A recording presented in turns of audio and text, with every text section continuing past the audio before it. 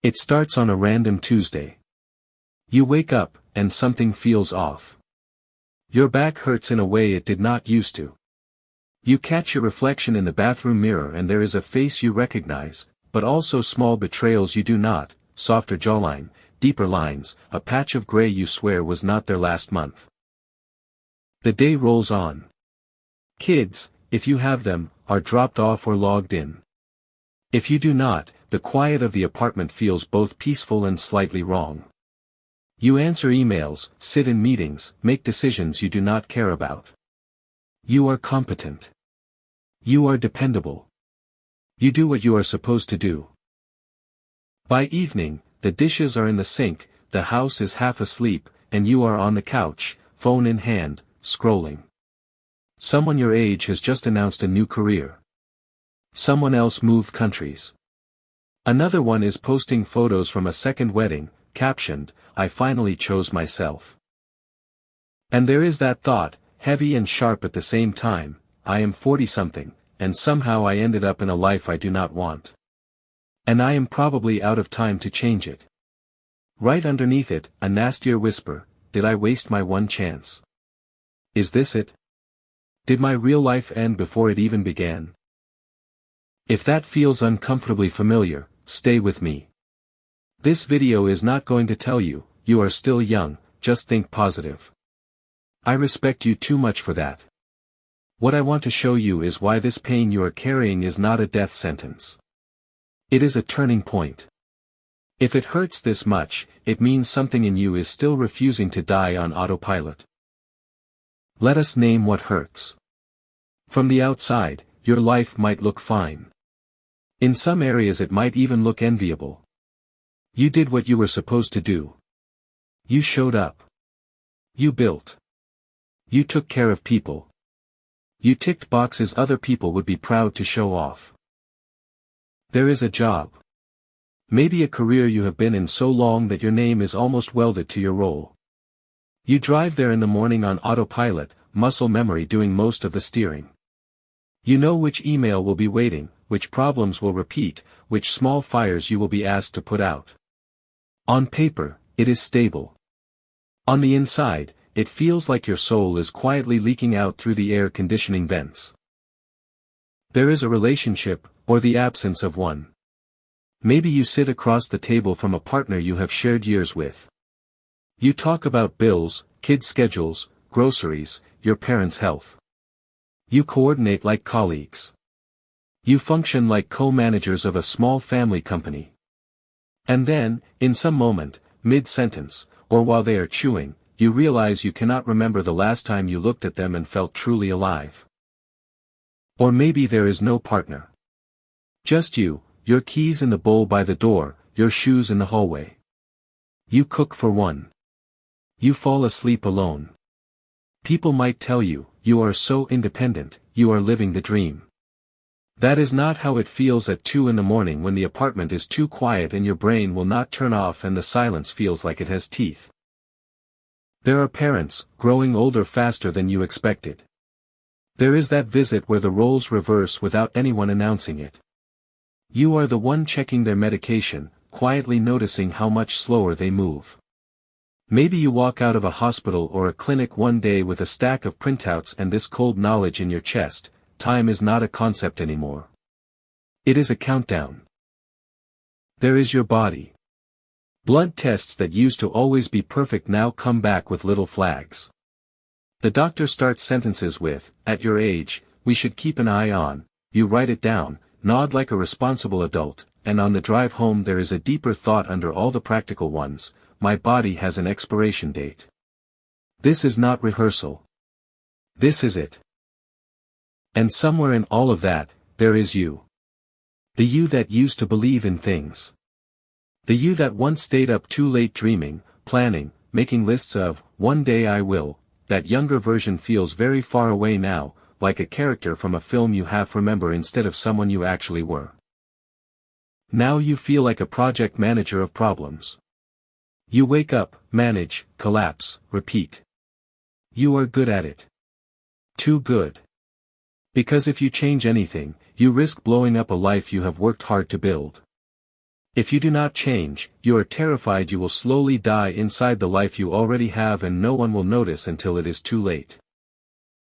On a good day, you can push these thoughts down. You make a joke. You tell yourself, this is just adult life, nobody is excited at 40. On a bad day, it sounds more like this: I missed my shot. I chose wrong. I stayed too long. I ruined it. There is not enough time to start again. You might not say it out loud, but your body hears it every time. And then, of course, there is the guilt. You look at what you have: job, roof, food, maybe family, and part of you whispers, I should be grateful. Other people have it so much worse. So you add shame on top of emptiness. Not only are you unhappy, you feel like you are failing at being appropriately grateful for your own life. Let me be clear, nothing in this video works if we rush past that pain. So for a moment, I want you to just notice it. The regret. The boredom. The quiet panic that shows up on Sunday evenings when you feel the week tightening around your throat. The envy when you see someone else start something new at 45 and your first thought is not, good for them, but, why them and not me? You do not have to fix it right now. Just admit that it is there. Admitting it is already you choosing truth over numbness, and that is not nothing. It is the first small act of respect toward yourself, even if nothing in your outer life changes yet and no one else ever knows you had this moment. Now, why is this happening? Why does this particular mix of too late and I cannot go on like this hit so hard in your late 30s, 40s, early 50s? This is not random personal failure. There is a structure to it. There is a reason so many people wake up like this around the same age. For most of us, the first half of life is built on a script we did not write.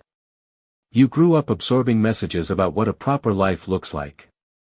From parents, teachers, culture, religion, films, whatever your particular mix was.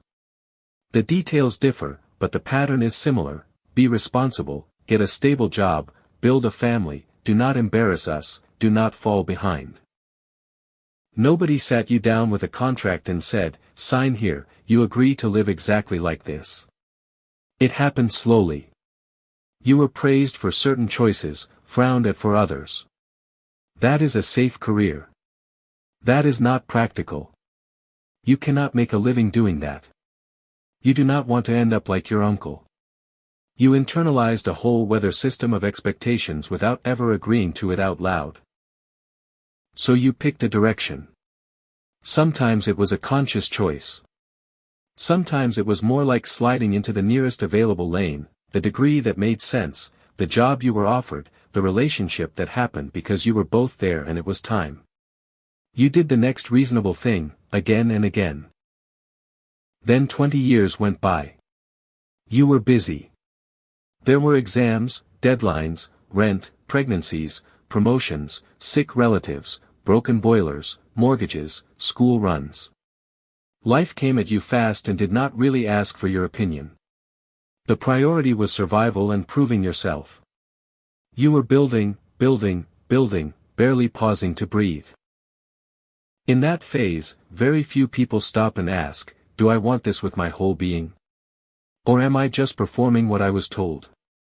Even if a small voice asks that question, it is usually drowned out by more urgent things, like, who is picking up the kids, and, how am I paying this bill?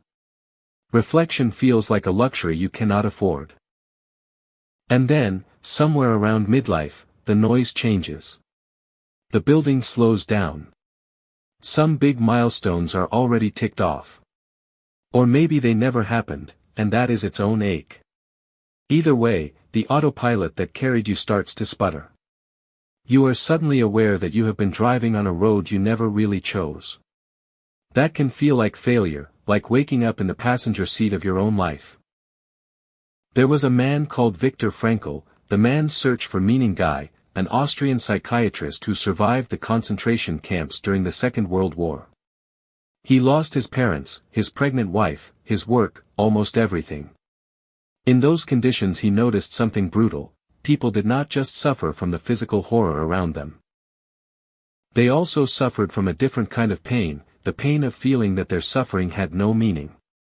After the war he wrote and spoke about this. He called it an existential vacuum, that feeling of inner emptiness when you are doing all the right outer things, but they do not seem to connect to why you are alive. You do not have to have gone through a camp to feel a smaller version of that vacuum. You can feel it on a highway, in line at the supermarket, in a meeting room with fluorescent lights.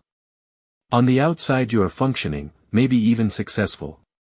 On the inside there is a quiet sense that your life does not quite belong to you. That is not laziness. It is not ingratitude.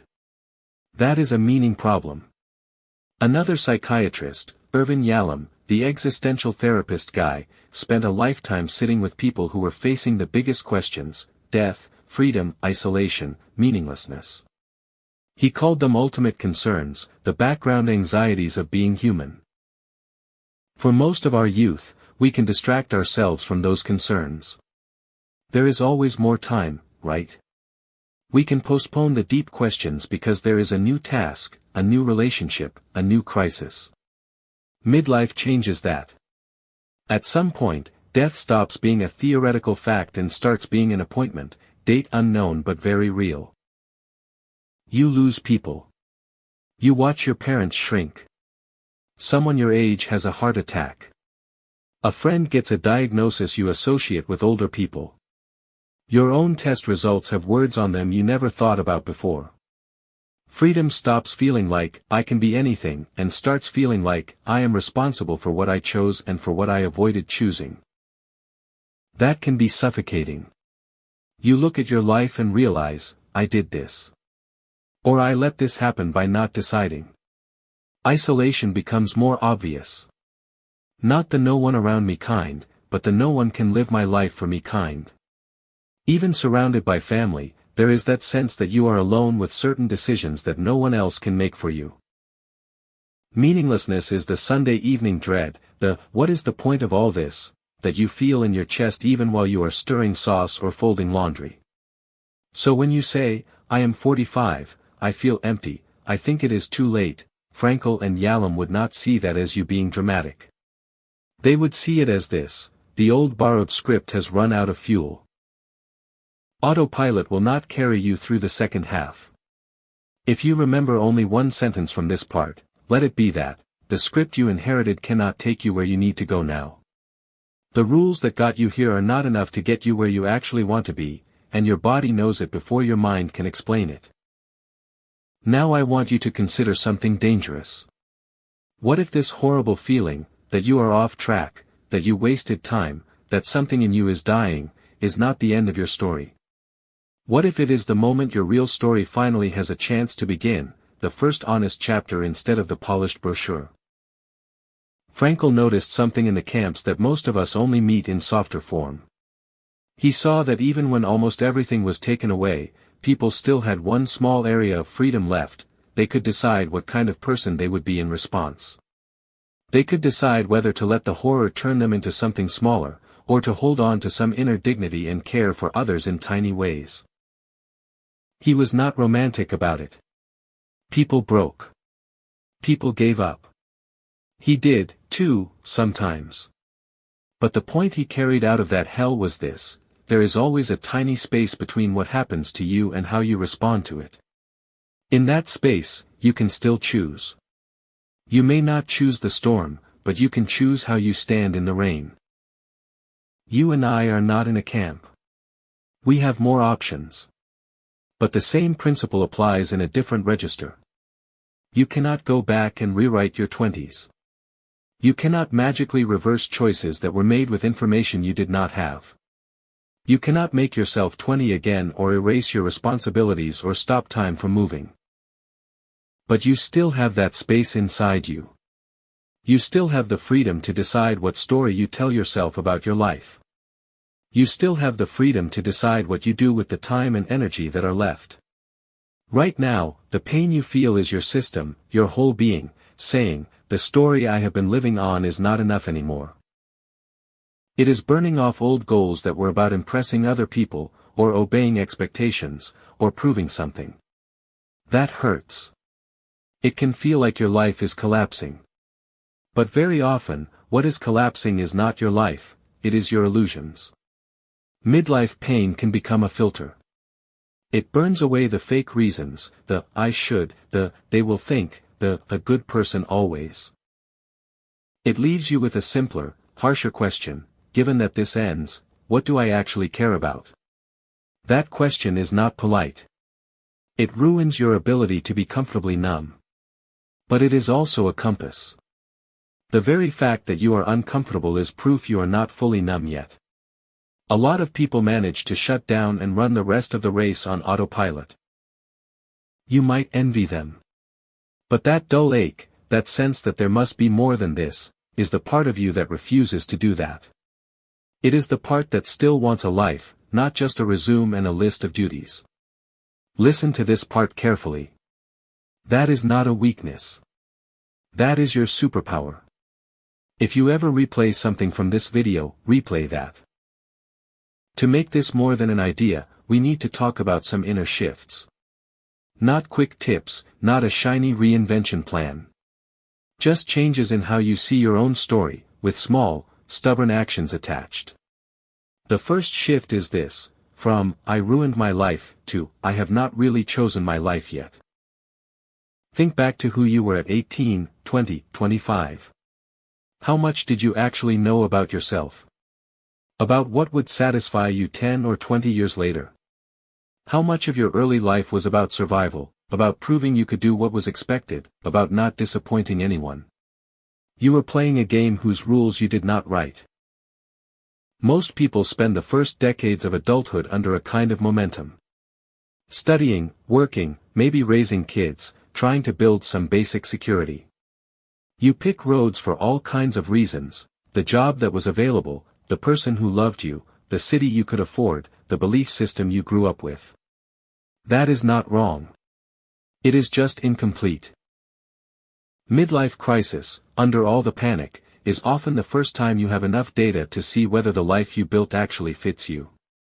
It is like waking up in a suit you have been wearing for 20 years and finally noticing it is 2 sizes too small. You can still walk in it, but every step rubs and pinches in places you can no longer ignore. Ruined my life assumes you had full information and full freedom at 20 and then just chose badly. Be honest, you did not. You did the best you could with the map you had.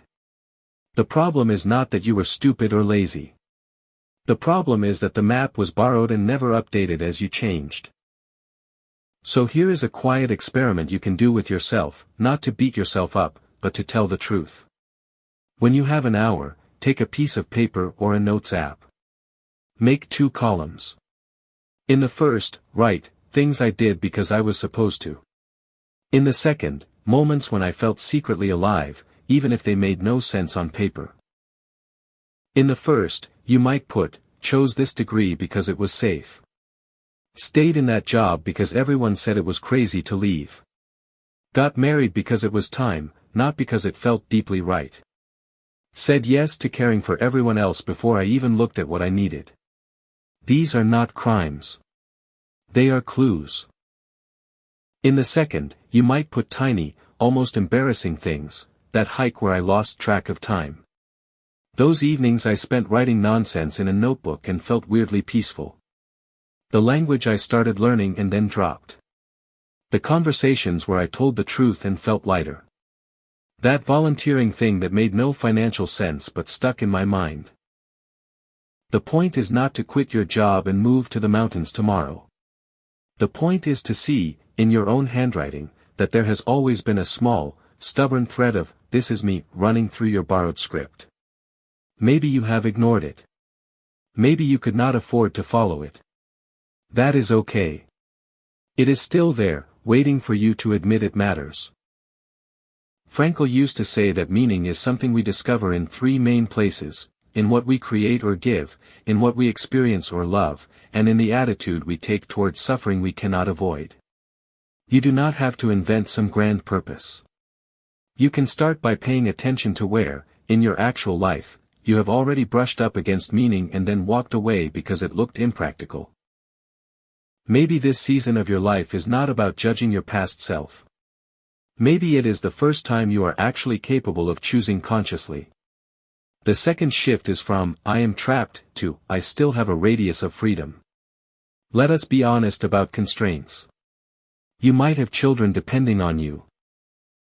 You might have a mortgage, health issues, aging parents, a partner who is not on the same page. You cannot just buy a van and disappear into the sunset. When people say, just follow your dreams, it can sound like an insult. Frankl's insight was not, you can do anything if you think positive. He knew very well there are limits. His point was that even within those limits, there is a space where you are still free. He called it the last of human freedoms, to choose your attitude and your next small action. You may not be able to quit your job tomorrow. But you can decide how you relate to it while you are there, and what you do with the hours around it. You may not be able to leave your marriage this minute, or you may not want to. But you can decide whether you spend your evenings numb and resentful, or whether you start telling inconvenient truths, or whether you start building yourself a life inside your own skin that is not entirely dependent on your partner. There is more room than your fear admits. Think of your life as a circle. Some parts are fixed right now, commitments you cannot or do not want to break.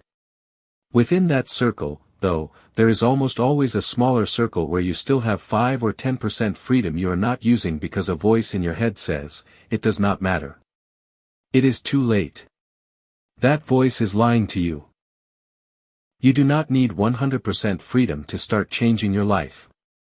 You just need to stop pretending you have zero. Maybe your radius of freedom is what you do with the first 30 minutes after the kids are asleep. Maybe it is how you use your commute. Maybe it is what you feed your brain in the gaps, doom scrolling versus reading something that wakes you up a little.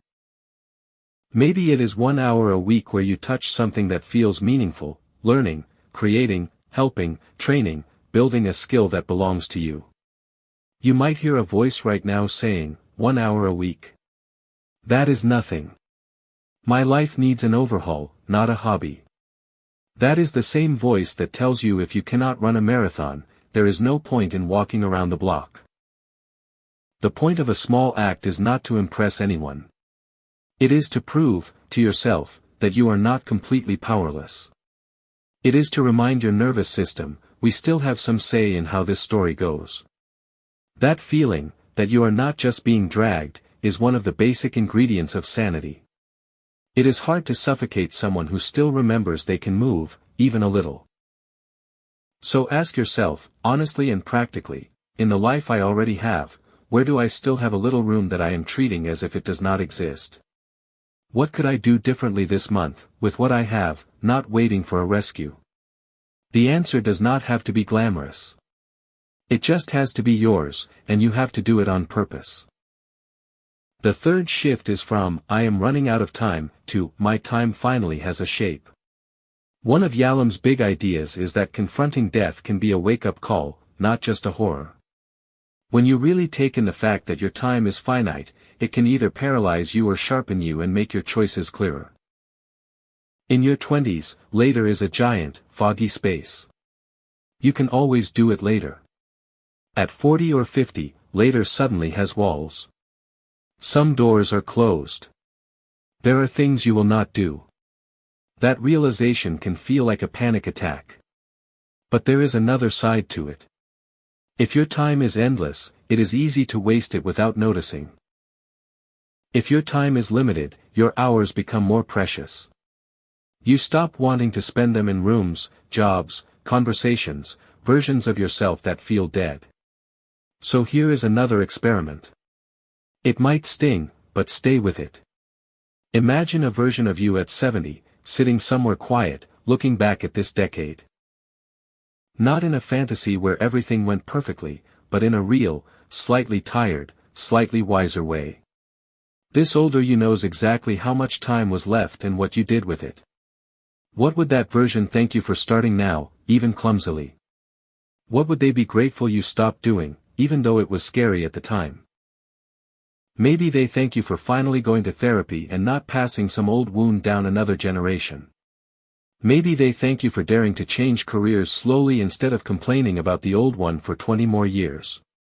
Maybe they thank you for walking every day, or quitting smoking, or learning to cook, not because it is impressive but because it gave you 10 more good years in your own body. Maybe they thank you for having one hard conversation instead of staying silent. Or for starting that tiny side project that eventually became work you cared about. Or simply for treating yourself with a little more kindness, so that the second half of your life was not just you bullying yourself for everything you did not do. Your older self will not care that you were realistic in your 40s. They will care whether you were honest. They will care how you spent your mornings, your evenings, your attention. They will care whether you kept saying, "too late," until the end, or whether, at some point, you decided, even if I only have 20 more years, I am going to spend them a little more honestly. That is what will matter in the end. You do not need a grand reinvention tomorrow. You need a direction that feels true and tiny, stubborn steps toward it. Let me answer some of the objections that might already be shouting in your head. I have responsibilities. I cannot just chase meaning. Good. This video is not a call to blow up your life and move to Bali. Meaning does not always look like dramatic external change. Often it looks like changing how you show up in the life you already have. You can bring more meaning into the way you raise your kids, the way you show up for your partner, the way you treat your patients or clients or colleagues. You can treat your work not just as a paycheck, but as a place where you practice some value that matters to you. Competence, kindness, creativity, integrity, whatever feels real to you. That does not fix every structural problem, but it can turn a gray blur into something with a bit more color. I am too tired. I do not have the energy to reinvent myself. Of course you are tired. You have been carrying a lot. Reinvention sounds exhausting because, in your mind, it is a huge, sudden, dramatic act. Let me be blunt for a second. You are not being asked to become a different person overnight. You are being asked to stop lying to yourself about what matters and give that honesty some small space in your week, even if it is messy and imperfect. The shifts we are talking about are not fireworks. They are more like changing a degree or two and then keeping going. Telling the truth once where you used to lie. Resting for 20 minutes instead of numbing yourself for 2 hours. Saying no to one thing that drains you and yes to one thing that feeds you a little. You are not being asked to impress anyone. You are being invited to stop abandoning yourself. If I admit I built the wrong life, the guilt will kill me. This one is heavy. Because to a part of you, it feels like betrayal. You worked hard. You sacrificed. Maybe other people sacrificed for you. To look at your life now and say, this does not fit, can feel like spitting on all of that. Here is how I see it. You built the only life you could with the map you had. You said yes to roles, jobs, relationships that made sense given who you were and what you knew then. You were not trying to ruin your future. You were trying to survive and be decent. Now your pain is telling you the map is outdated. That is not an attack on your younger self. It is an invitation from your present self. You are allowed to update the map without declaring everything that came before a mistake. You can honor the version of you who got you this far and still say, from here on, I want to walk a little differently. Both things can be true at once. Frankl worked with people who had done things they regretted, who had lost time, who felt crushed by guilt. One of his quiet messages was, you cannot change what you did, but you can decide what kind of person you will be in relation to it now. You can let guilt paralyze you, or you can let it push you toward a different way of living the years that remain. Yalom spent time with people who suddenly saw the end of their life approaching, through illness, accidents, age. Many of them used that terrifying knowledge to move with more courage. They stopped postponing certain choices. They stopped pretending they did not care. You do not need a diagnosis to do the same. You can let the awareness of time change how you live now. I want to bring Frankl and Yalom into this a little more directly now, not as distant names, but almost as two older men sitting at this kitchen table with us. Frankl, if he were listening to you talk about your midlife dread, might say something like, your Sunday evening terror, that sinking feeling before another week, is not just stress. It is your soul protesting a lack of meaning. It is the part of you that cannot stand living only for comfort, or status, or other people's expectations. It wants something it can say yes to. He might remind you that meaning is not always found in extraordinary things. It is often in small acts of love, in work done well, in the courage to suffer honestly when you cannot escape the suffering. The question is not, is my life big enough? The question is, where, in the life I have, can I respond in a way that feels true?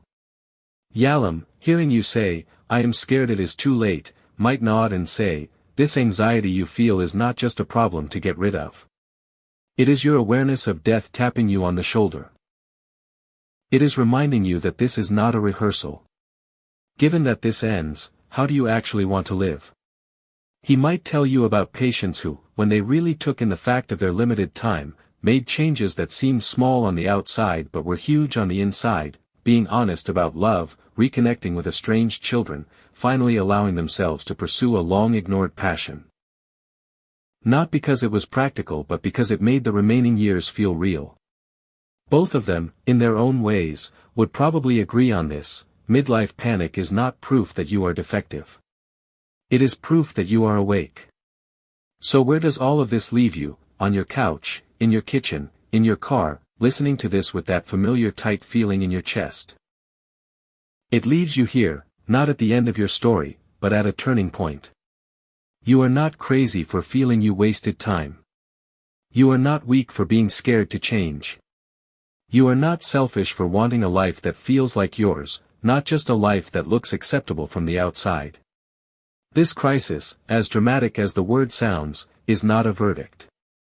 It is an invitation.